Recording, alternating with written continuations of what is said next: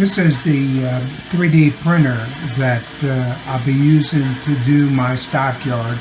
I'm using it right now to test print a portion of a building that I found on one of the free websites. So it's given me some ideas about doing some other buildings rather than doing some kit bashing. I might just design them and print them. Anyway, just to let you know what it's doing. Bye.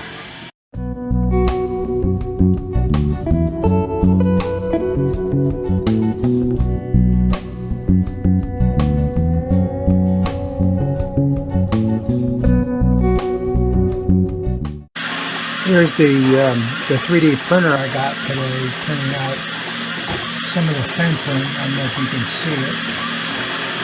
This is some of the stuff for the Stockyards. This is under $300 3D printer.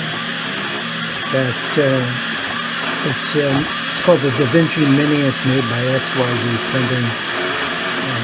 It's made to be affordable, so I mean its detail is good enough for when I want it for.